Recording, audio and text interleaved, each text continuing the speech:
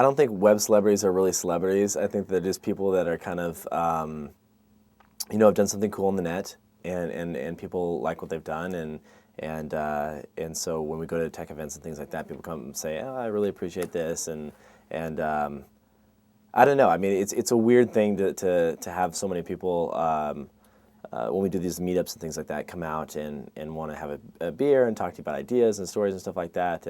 But it's cool. It's great. I think that it's been a lot of fun more than anything else. I've kind of built up a thick skin over the years. I think that when one of the things that you have to realize as a company is that these people, the reason that, sometimes some of the comments when they come in, you just have to take them and say that, the reason these people are leaving their feedback is because they care about your product, and they care about what you're building, and they want to see it, improved to make it better. And so, we get all different types of praise. It's important to realize that you can't always please all the people all the time, and you just have to do your best and take in the feedback that matters most and turn that and spin it into a better product. And so, more than anything, I think that one of the things that I've learned in releasing products on Dig, and I would say this is huge for any new startup, without a doubt, is that when you're releasing a product, before, when we first started launching Dig 3.5 years ago, it was very much, okay, I'm sitting down, I'm scribbling on a piece of paper, make some flow charts, sit down with the designers, we build the product. We probably would do a focus group testing, bring in some hardcore Dig users, let them play around with it, and then ship it.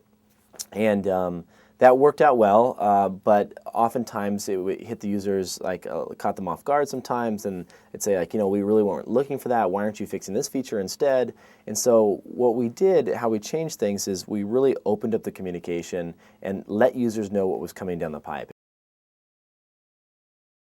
You go out there, you hear a rumor, you just spread it on. This is just the tech world. We're having a good time. People take things way too seriously. Like, if I hear a rumor and I think it's from a halfway credible source, and it's something fun that I know that thousands of people will get excited about, like, I'm going to send a pounce out about it. I'll Twitter about it, and I'll post a video online about it, because that's what makes the internet fun. In fact, in my last video, I made a little disclaimer about that. I'm like, hey, listen, I'm plugging. These are cool features. These are rumors I heard. I do have Apple stock, so just heads up.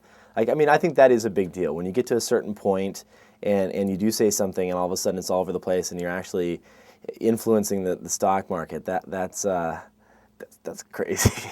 That's crazy. But that's part of the fun. I think when I was in high school and got made fun of for using computers and was the nerd, it was definitely, it wasn't the same as it is today, and I'm glad that finally it's cool to be a geek, and it's cool that technology is a fun, it's something that is fun, and is that it's an everyday kind of use type of thing. I mean, people are walking around. My mom wants an iPhone.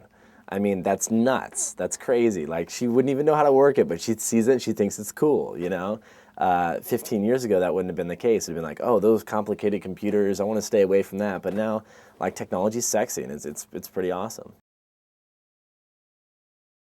I think that Rupert Murdoch is not quite as connected to the web.